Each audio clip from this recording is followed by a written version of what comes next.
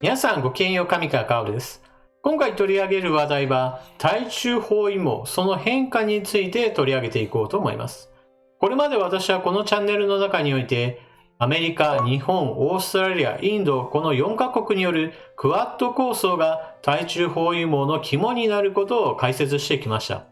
しかし、アメリカの大統領選挙によってトランプ大統領の2戦目が危うい状況で、このままいけばバイデン氏が次の大統領になるだろうという状況になりつつあります。そのような状況になって、ではバイデン大統領が誕生した際、これまでの政策がどう変わるかという点についてもこれまた以前の動画で解説しました。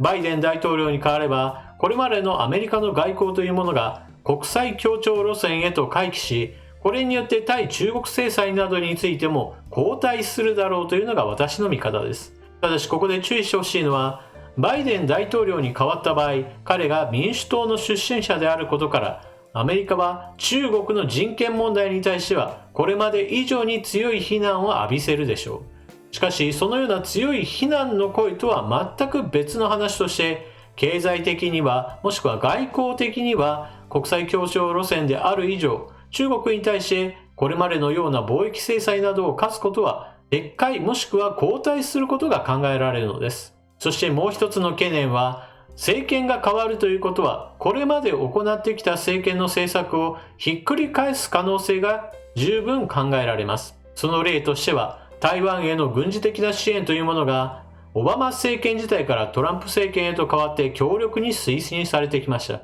しかし再びトランプ政権から民主党政権へと切り替わることによって台湾への支援が減り、それによって東シナ海における国際情勢は非常に緊迫化するかもしれません。そして日本に直接関わる部分について言っても、最初にも述べたようなクアッド構想、このクアッド構想はまさにアメリカ、日本、オーストラリア、インドのこの4カ国の連携というものが大事なわけですが、これもまたトランプ政権と安倍政権の2つの政権の息が合う形で進展してきましたが、バイデン大統領が誕生した場合にはこの政策についても後退する可能性があるのです。しかしここまで語ってきたことはあくまでも私の解説の見方であり、実際にどう動くかはこれからの情勢を見ていかなければなりません。そしてこのクアッド構想、その中心国の連携を深めていくということは止めてはならないことです。それでは今回ご紹介するニュースは、このクアッド構想における日本とオーストラリアの関係強化、そして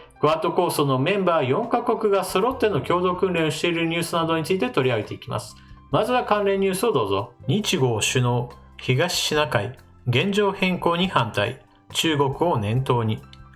菅義偉首相は17日、首相官邸でオーストラリアのモリソン首相と会談した。自衛隊と合軍の防衛協力の拡大に向け、共同訓練などを推進する円滑化協定を大枠で合意した。東シナ海について、中国の海洋進出を念頭に、現状変更を追求し、緊張を高める威圧的で一方的な行動に強く反対するとの共同声明も出した。菅首相が就任後、国内で海外の首脳と会談するのは初めて。共同声明では、自由で開かれ、包摂的で繁栄したインド太平洋の言葉を盛り込み、民主主義や人権、法の支配を重視する方針を確認した。南シナ海に関しても、緊張を高める試みに反対した。外務防衛担当閣僚協議 2+2 を来年の早い時期に開くことでも一致した。菅氏は会談で、日豪が自由で開かれたインド太平洋の実現のために連携を強化することを確認したいと話した。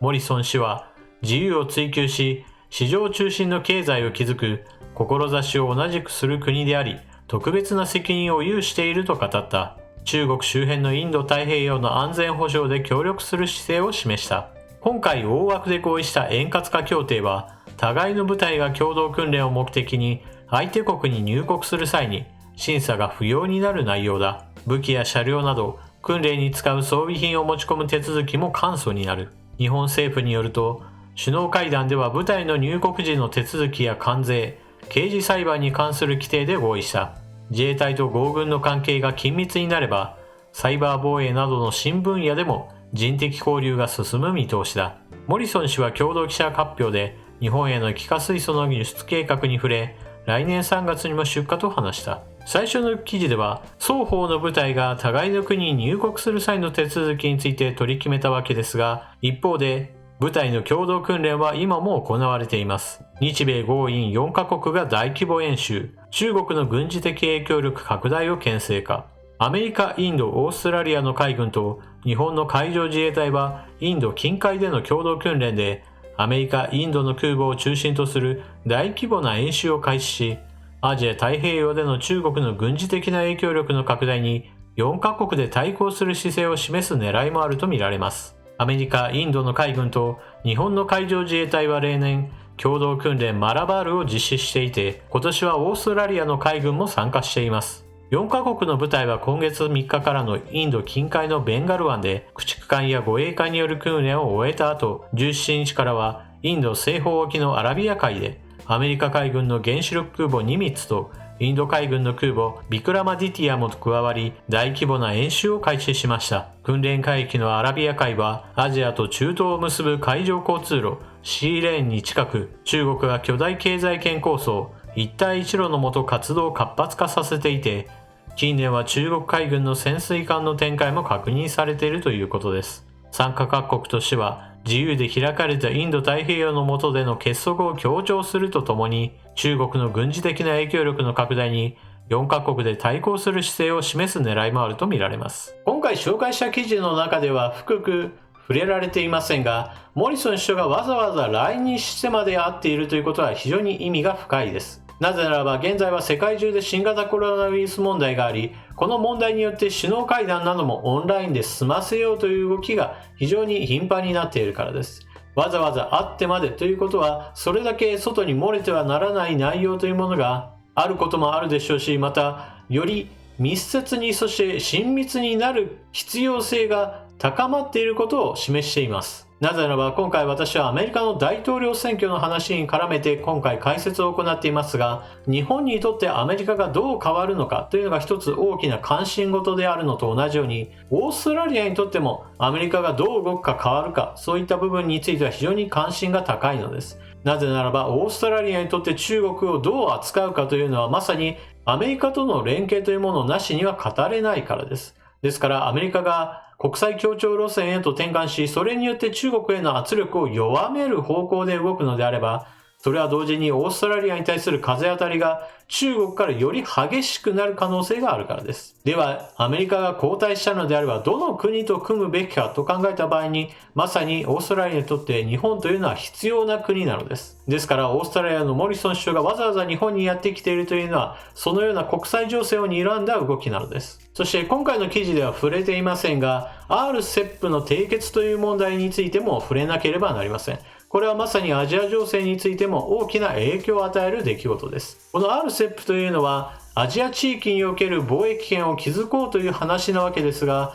そこにはインドが含まれていません。最初の構想では中国、インドといったものを含むことによってより大きな経済圏を築き、その中で共通ルールとして中国の暴走というものにある程度枠組みをはめるという目的がありました。しかし今回インドが外れてしまったことによって中国に対する枷というものは弱まってしまいました。もともと RCEP というのはインドや中国といった利害関係が厳しく対立するような国々も含むものとして考えていたために、ある程度そのルールについても厳格化はせず、それぞれの国が飲みやすいような形になっていました。こういった形について言えば、他の貿易協定 TPP などよりもそのルールとしては厳格化としては緩いと言われています。そしてこのような貿易圏が築かれた時にはどうしても経済力の大きな方がより大きな影響力を得やすいものです。そうした意味において中国の影響力が ASEAN 地域により深く浸透する可能性があり、そのようなことも見越してオーストラリアとしては日本との関係を強化したいのです。しかし日本としては今回 RCEP に加わらなかったインドをこのまま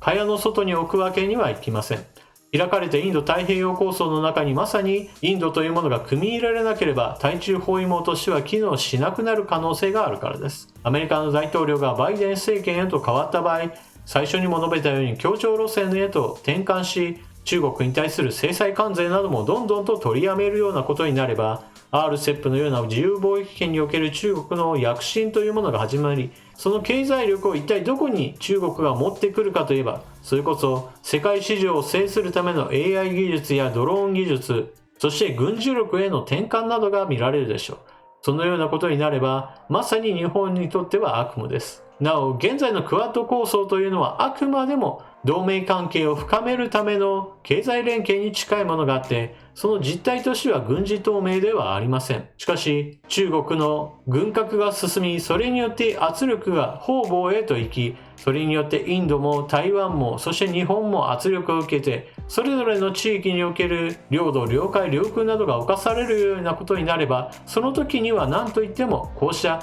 広域連合というものがなければ対抗することは難しいのが現状です。アメリカがバイデン政権へと移行し、それによって中国への圧力が弱まれば、それぞれ各国における自立防御というものを真剣に考えなければなりませんし、アメリカがバイデン政権へと移行した際にはもはや頼りにならないからと1対1で中国と対峙するのは非常に危険です。日本においては憲法9条などの足かせを解き放つべきでしょうし、防衛力の強化などにもっと人材とお金をかける必要が出てくるでしょう。一般的なニュースとしてはこのクアッド構想というものは大きく取り上げられることはないですが、日本の未来にとっては非常に重要な布石となります。対中包囲網における同盟関係というのはある日突然パッと花開くわけではありません。地味なニュースかもしれないような出来事を一つ一つ積み重ねていって強固になっていくものです。安倍政権の頃から始まったこの試みが、菅政権もこれを継承してより発展させていくことを願ってやみません。